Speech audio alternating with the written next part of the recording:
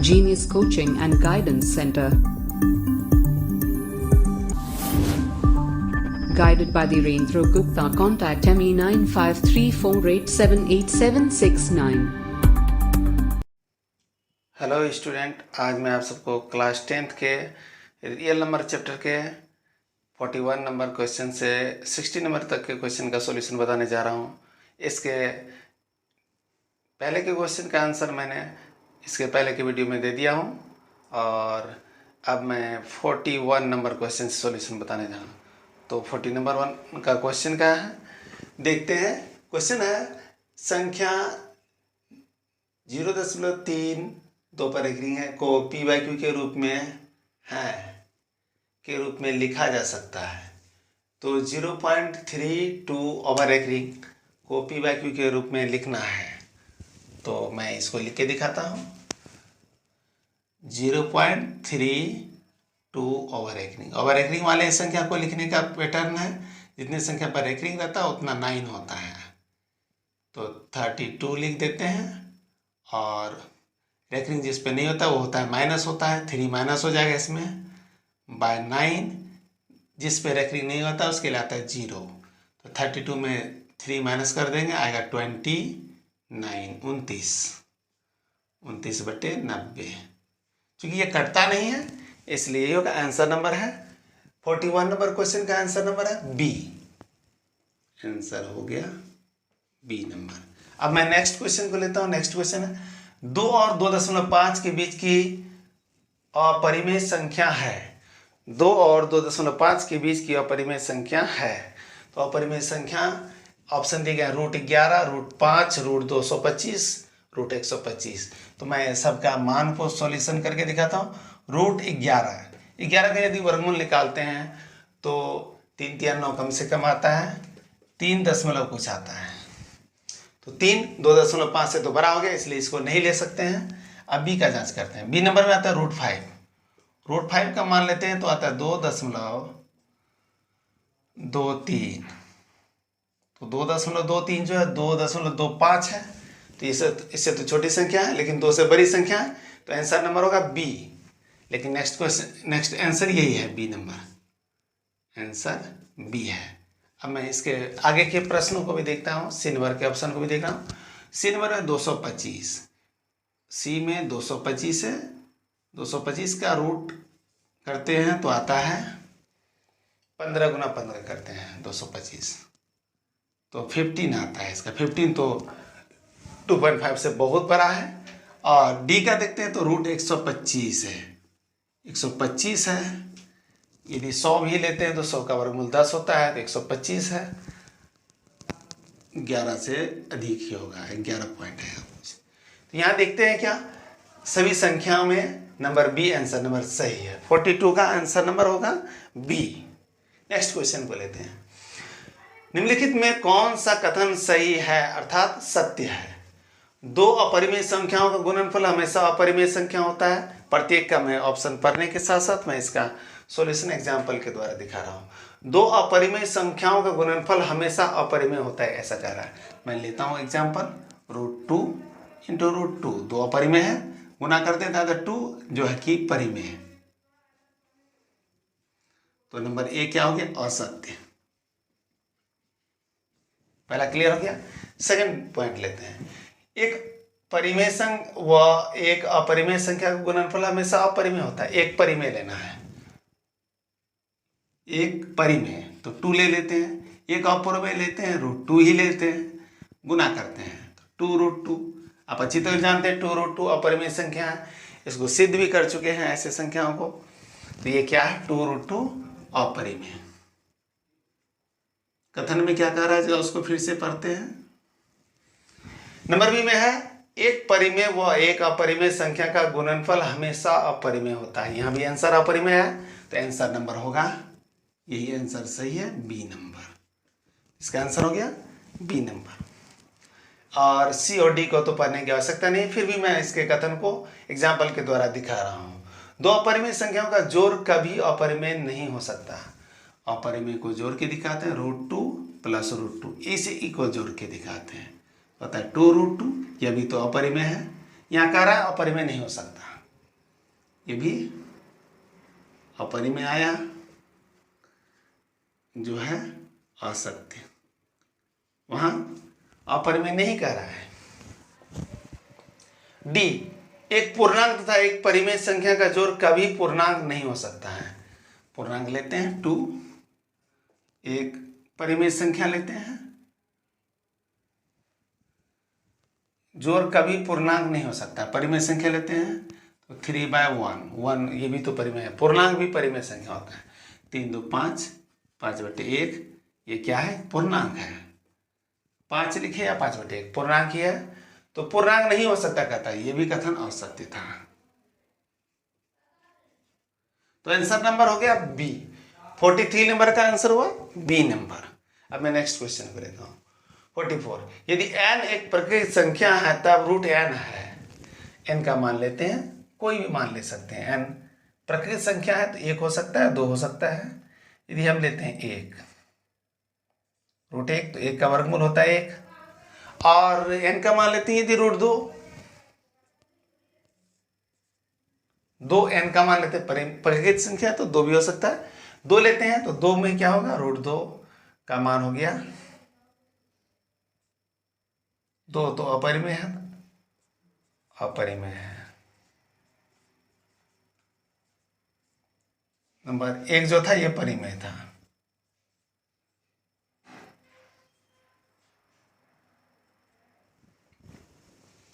तो n का मान 1 लिए तो परिमेय आया, 2 लिए तो अपरिमेय आया। तो यहाँ क्या देखते हैं? परिमेय अपरिमेय दोनों आ रहा है। और हमेशा नंबर ऑप्शन ए में है, हमेशा प्राकृतिक संख्या होता है। प्राकृतिक संख्या तो नहीं आया क्योंकि अपरिमेय हो गया। हमेशा अपरिमेय संख्या होता है, ऐसा भी तो नहीं है, इसके पहले परिमेय भी आया था, इसलिए नंबर बी में भी दिया है हमेशा अपरिमेय है, ये भी नहीं होगा सही। और नंबर सी में है हमेशा परिमेय होता है, ये भी सही नहीं है। नंबर डी है कभी प्राकृतिक संख्या और कभी अपरिमेय संख्या, क्योंकि एक परिमेय भी है और प्राकृतिक संख्या भी है, और रूट 2 जो है अपरिमेय संख्या। इस तरह से कह सकते हैं आंसर नंबर डी सही होगा इसका। कोई प्राकृतिक संख्या को ओवररूट करेंगे तो आंसर प्राकृतिक संख्या भी आ सकता है और उसका परिमेय संख्या भी आ सकता है। नेक्स्ट क्वेश्चन को लेते हैं 45, यदि प्रथम 13,986 अभाज्य संख्याओं का योग n हो तो n हमेशा भाज्य होगा। अब कोई संख्या अभाज्य संख्याओं की संख्या 13,986 दिया, अभाज्य संख्या है 2 3 5 7 11 13, इस तरह से 13,986 लेना है, उतने लेने की आवश्यकता नहीं है। सिर्फ यहाँ करेंगे क्या, 1 2 मान लेकर के जांच कर लेते हैं। तो 2 प्राकृतिक संख्या ले, 2 अभाज्य संख्या लेते हैं एग्जाम्पल के लिए। अभाज्य संख्या 2 और हो गया 3, दोनों को जोड़ते हैं तो आता है 5। 5 में किससे भाग लगता है? तो 5 में आप जानते हैं अच्छी तरह से, 5 में भाग लगता है 1 से केवल, और 5 से स्वयं। तो 5 से विभाजित होता है। ऑप्शन में तो 5 दिए नहीं है, 1 भी दिए नहीं है। नेक्स्ट एग्जाम्पल को लेते हैं। अब प्रथम दिया था, प्रथम तो यानी 2 से शुरू होगा ही। अब आगे और बढ़ा देते हैं संख्या को, 2 3 5, इसी को जोड़ते हैं, 5 3 8 2 10, 10, ये तो 2 से भाग लगता है। लेकिन ऑप्शन में दिए गए हैं, ए नंबर में है 6, बी में दिया 4, सी में दिया 8 और डी में दिया कोई नहीं। तो यहाँ तो 1 और स्वयं संख्या तो दिया नहीं है, इसलिए आंसर होगा डी, कोई नहीं, कोई नहीं। हमेशा याद रखें 1 यहाँ होता ऑप्शन तो 1 को चुन सकते थे।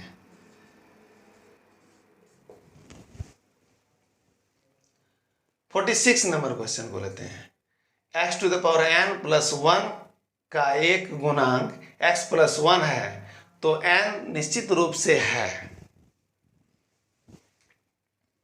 n के बारे में दिया गया, एक विषम पूर्णांक, एक सम पूर्णांक, एक धनात्मक पूर्णांक, डी दिया एक धनात्मक, सी दिया एक ऋणात्मक पूर्णांक, डी दिया एक धनात्मक पूर्णांक। तो चूंकि n का मान के बारे में विचार करना है, एक गुणक है x+1, x+1 एक गुणक है, इसका मतलब हुआ कि x+1 से x⁴n+1 विभाजित होता है पूरी तरह से। अब आप अच्छी तरह से जानते हैं n का मान यदि 1 लेते हैं, x+1 होगा तो पावर n 1 तो रहता ही सब पर, तो इसमें x n इक्वल टू यदि 1 लेते हैं तो x पर पावर n के जगह 1 आ जाएगा। 1 + 1 बाय x + 1 से डिवाइड करते हैं तो पूरा पूरा कट जाता है अच्छी तरह से, तो आंसर आ जाता है 1। पूरा पूरा कटना चाहिए, गुणक है तो कटेगा ही, चूंकि n का मान 1 में कट जाता है। 2 यदि लेंगे तो आता है a² + b, 1 को b² कर सकते हैं, 1² a² + b²। इसका आगे एक्सप्लेन करेंगे तो होगा a + b² - 2ab। तो यहाँ जो देखते हैं 2ab आने के कारण x + 1 से तो विभाजित होगा नहीं, इसलिए 2 रहने पर नहीं आता है, 3 रहते हैं। यदि n का मान लेते हैं 3 तो होता है x पर पावर 3 + 1 पर पावर 3। तो इसको गुणनखंड विधि से करेंगे तो होगा x + 1 × x² - ये भी होता है x + b² यानी 1², तो 1 ही होगा। तो यहाँ देखते हैं x + 1 से तो ये कट जाएगा अच्छी तरह से। यदि डिवाइड करेंगे इसमें x + 1 से तो ये कटता ही है, तो बच जाता ही है, पूरी तरह से कटता है। तो यहाँ 1 रखे तो कट गया, 3 रखे तो कट गया, 1 और 3 क्या है, विषम पूर्णांक है। आंसर नंबर होगा A।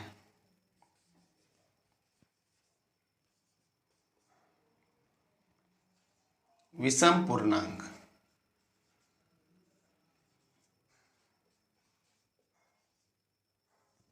तो इस तरह से देखें 46 नंबर का आंसर हो गया A, विषम पूर्णांक। 47 लेते हैं। संख्या रेखा यानी नंबर लाइन पर प्रत्येक बिंदु प्रदर्शित करता है। संख्या रेखा पर आप अच्छी तरह से जानते हैं, संख्या रेखा पर परिमेय संख्या और अपरिमेय संख्या दोनों को दिखाते हैं, अर्थात पूर्णांक संख्या दिखाते हैं, पूर्ण संख्या दिखाते हैं, लेकिन वास्तविक संख्याओं को संख्या रेखा पर ही दिखाते हैं। तो यहाँ देखते हैं पूर्ण, यहाँ एक वास्तविक संख्या है, ऑप्शन दिया गया वास्तविक संख्या, एक प्रकृत संख्या है बी दिया गया है, एक परिमेय संख्या और डी दिया है अपरिमेय। तो आप अच्छी तरह से जानते हैं परिमेय को भी दिखा सकते हैं और परिमेय को भी दिखा सकते हैं, इसलिए सी और डी दोनों को तो होगा, लेकिन सी और डी दोनों एक साथ तो दिए नहीं गए हैं ऑप्शन, इसलिए इसको नहीं सेलेक्ट कर सकते हैं। बी में दिया एक प्रकृत संख्या, प्रकृत संख्या तो परिमेय संख्या हो सकती है लेकिन अपरिमेय नहीं होगा, इसलिए बी भी नहीं होगा। नंबर ए में देखते हैं तो ए में दिया क्या है, एक वास्तविक संख्या। वास्तविक संख्या परिमेय और अपरिमेय के सम्मिलित रूप को वास्तविक संख्या कहते हैं, इसलिए आंसर नंबर ए बिल्कुल सही है। 47 का आंसर हुआ ए, आंसर हुआ ए, वास्तविक संख्या। वास्तविक संख्या परिमेय और अपरिमेय का सम्मिलित रूप होता है। तो इस तरह से आप देख रहे हैं 47 नंबर के क्वेश्चन का आंसर है। अब मैं नेक्स्ट क्वेश्चन को लेता हूं। नेक्स्ट क्वेश्चन है, निम्नलिखित में कौन सा भिन्न का दशमलव प्रसार शांत है। निम्नलिखित में कौन सा भिन्न का दशमलव प्रसार शांत है।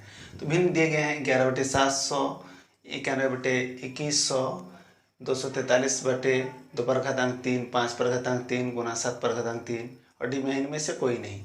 तो जान लें दशमलव प्रसार शांत होने के लिए हर का गुणनखंड हमेशा 2 और 5 के गुणनफल के रूप में आना चाहिए, उसके अलावा कोई संख्या नहीं आना चाहिए। नंबर 1 में देखते हैं 700 है तो 7 भी इसका गुणनखंड में आएगा, तो ये तो होगा नहीं क्योंकि 2 और 5 के अलावा 7 आ रहा है। यहाँ 21 है तो 7 × 21 होते हैं, 7 और 3 दोनों आते हैं, और ऊपर 91 है चूँकि 7 से विभाजित होते हैं, लेकिन 3 से विभाजित नहीं होते, इसलिए इसमें 3 भी आ रहा है संख्या में बी का खंड में। और सी को देखते हैं तो दिया है 343, 343 का खंड करते हैं तो 7 × 7 × 7 आता है। नंबर सी का जांच करते हैं। 343 बटे 2^3 गुना 5^3 गुना दिया गया है 7^3, तो 343 का खंड आता है 7 × 7 × 7 अर्थात 7^3 और नीचे आ गया 2^3, 5^3 और 7^3। 7^3 कट गया तो बचा 2 और 5 के रूप में गुणनखंड हर, इसलिए आंसर नंबर सी हुआ 7 दशमलव प्रसार के लिए, क्योंकि हर का गुणनखंड 2 और 5 के रूप में। आंसर हुआ यही सी नंबर। हर का गुणनखंड हमेशा ध्यान रखें, हर का गुणनखंड 2 और 5 के गुणनफल के रूप में आना चाहिए। नेक्स्ट क्वेश्चन लेते हैं 49। सबसे छोटी पूर्ण वर्ग संख्या, सबसे छोटी पूर्ण वर्ग संख्या जो 16, 20 तथा 24 का प्रत्येक से भाज्य हो। 16, 20 और 24 सभी से विभाजित होना चाहिए। तो ये सभी संख्या ऐसी संख्या ही होगी जो एलसीएम होगा 16, 20 और 24 का। तो 16, 20 और 24 का एलसीएम निकालें। एलसीएम 16, 20 और 24 का निकालेंगे। वही सबसे छोटी पूर्ण वर्ग संख्या होगी जो सभी से विभाजित होगी। तो एलसीएम आप निकाल सकते हैं, जैसे भी निकालना हो। इसको गुणनखंड विधि से निकाल सकते हैं, डायरेक्ट भी निकाल सकते हैं। 16, 20, 24 4 से विभाजित कर रहे हैं हम, किस सबसे भाग लगता है। 4 चौक 16, 4 पंचे 20, 4 छक 24। 4 और 6 में विभाजित होता है 2 से। 2 दूना 4, 5 में नहीं लगता है, 2 तिया 6। गुना कर देंगे। 5 दूना 10 दूना 20, 20, 20 चौक 80 और 8 तिया 24। इस तरह से आता है 24। 4 दूनी 8, दूनी 16, पंचे 80, 8 तिया 24, 2400। 240।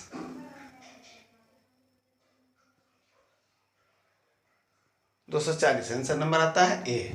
49 का आंसर है ए। 240 सबसे छोटी संख्या है, लेकिन अब बात ये है कि सबसे छोटी संख्या सिर्फ नहीं चुननी है, सबसे छोटी संख्या हो साथ में पूर्ण वर्ग संख्या हो। तो पूर्ण वर्ग संख्या ये नंबर नहीं है, 240 है, पूर्ण वर्ग नहीं, इसलिए इसको नहीं चुन सकते हैं। तो पूर्ण वर्ग संख्या इसमें से ऑप्शन में चुन के देखना है कि क्या है। 240 तो नहीं है। 1600 की बात करें तो 1600 में 240 से भाग लगता है क्या? नहीं। 4 2 6 3 से विभाजित होता है, लेकिन ये विभाजित नहीं होता है। तो 240 से विभाजित होने वाली कौन सी संख्या है? यहाँ देखते हैं 2400 है, ये भी पूर्ण वर्ग संख्या नहीं है। ऑप्शन डी में देखते हैं 3600 दिया है, तो 60 गुना 60 36 होता है, और 36 3 से विभाजित होता है, 240 भी 3 से विभाजित होता है, इसलिए आंसर नंबर होगा डी। डी ही केवल पूर्ण वर्ग संख्या है, आंसर होगा डी 3600 पूर्ण वर्ग। और ये 240 से भी पूर्णतः विभाजित होती है। नेक्स्ट क्वेश्चन को लेते हैं। दो संख्याओं का लघुत्तम समापवर्तक इनके महत्तम समापवर्तक का 14 गुना है। लघुत्तम समापवर्तक अर्थात एलसीएम तथा महत्तम समापवर्तक अर्थात एचसीएफ का जोड़ 600 है। यदि एक संख्या 280 है तो दूसरी संख्या है। यहाँ एलसीएम और एचसीएफ में संबंध है। एचसीएफ का 14 गुना है, एलसीएम है, तो मान के हम चलते हैं। एचसीएफ को मान लेते हैं x, तो एलसीएम क्या होगा? 14 गुना है तो 14x होगा। अब दोनों को जोड़ने से कितना आता है?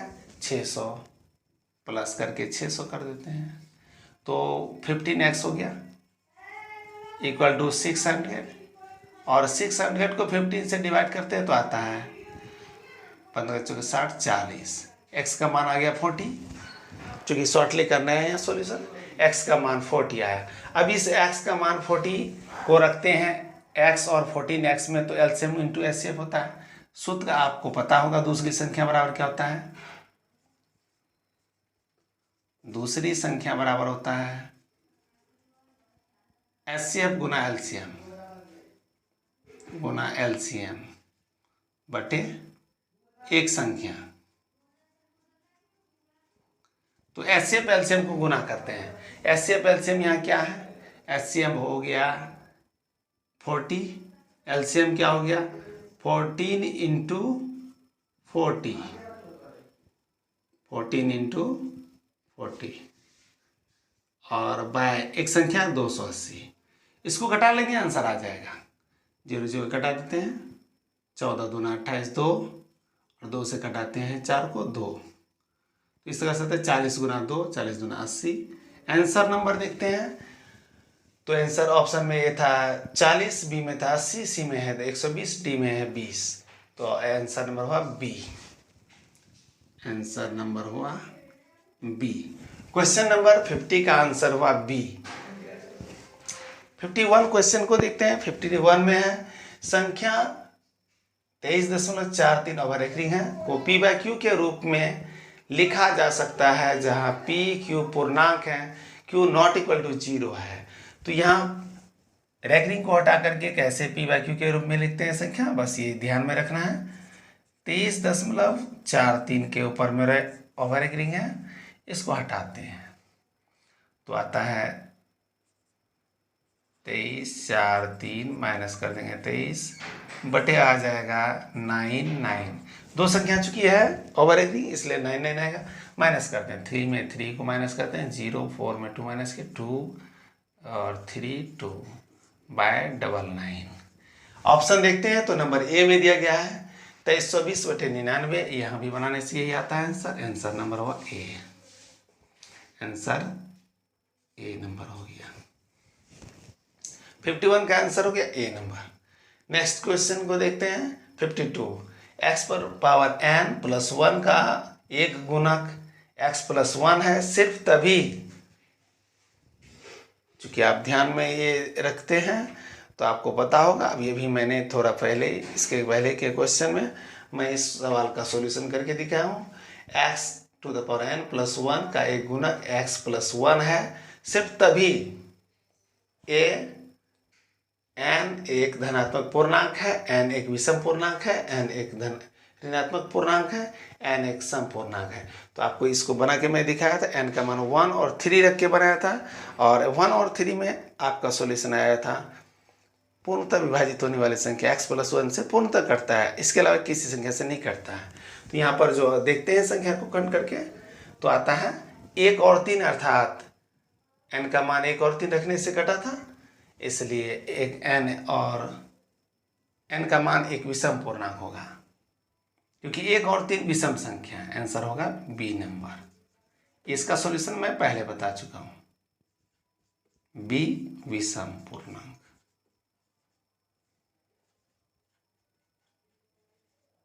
क्वेश्चन सेम है, रिपीट हो गया ये क्वेश्चन।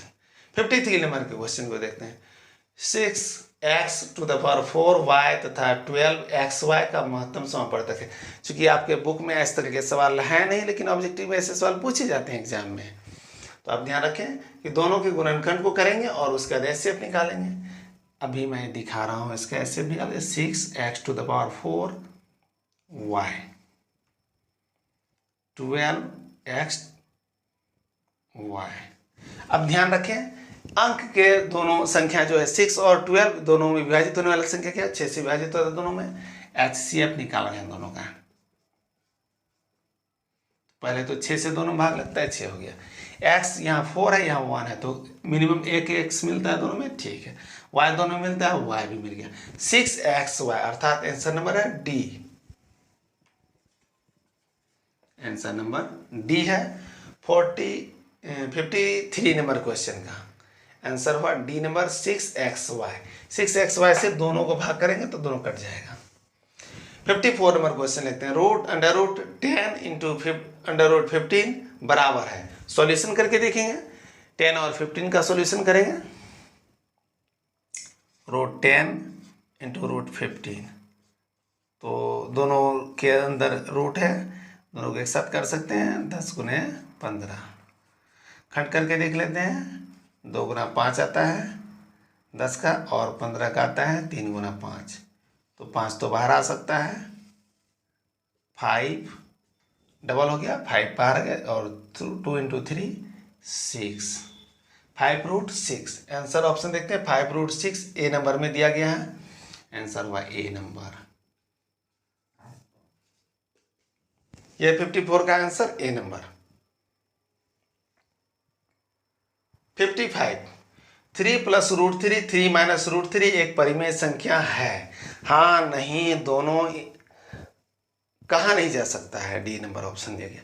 चूंकि आप देख ले इस तरह से यहाँ 3 प्लस रूट 3, 3 माइनस रूट 3 परिमेय संख्या है या नहीं।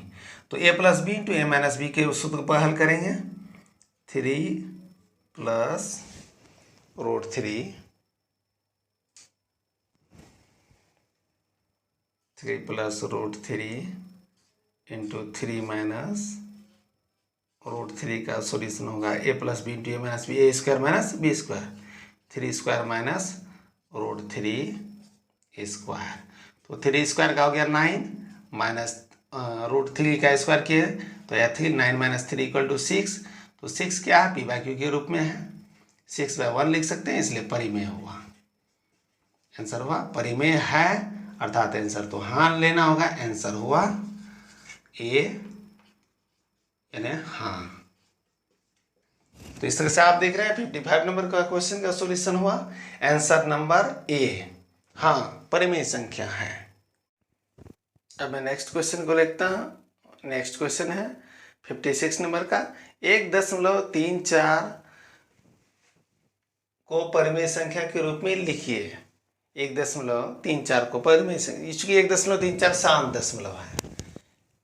1.34 को यदि दशमलव हटाते हैं तो दशमलव हटाएंगे 1 आएगा, 2 अंक है, 0 आ गया, इसको कटा लेंगे तो आता है, कटाने के बाद 6 दूना 12, 7 दूना 14, 67/50। 2 से डिवाइड कर दिए दोनों को तो 67/50।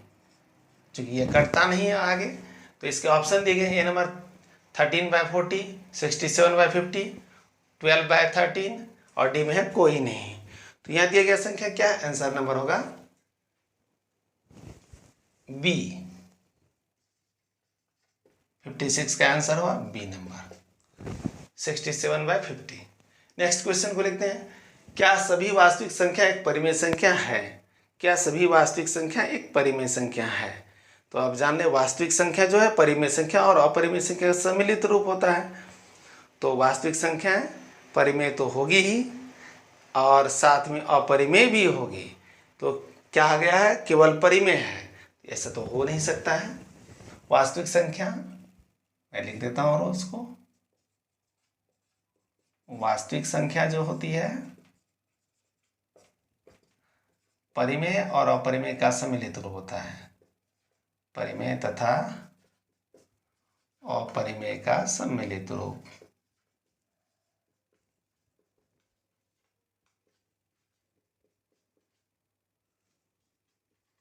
परिमेय और अपरिमेय का सम्मिलित रूप होता है, इसलिए आंसर होगा ए नंबर होगा। ये नहीं हो सकती है केवल परिमेय, आंसर हुआ ए नंबर।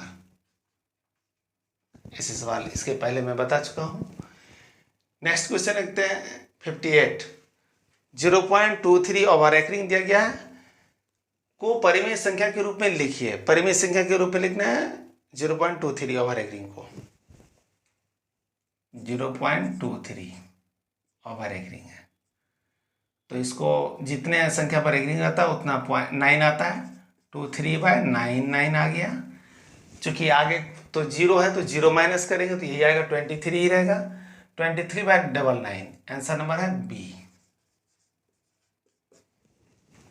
नेक्स्ट क्वेश्चन लेते हैं 59, दो संख्याओं का गुणनफल होता है।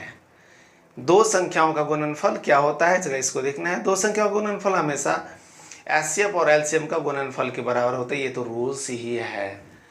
तो दो संख्याओं का मैं रूल्स को लिख देता हूं, दो संख्याओं का गुणनफल,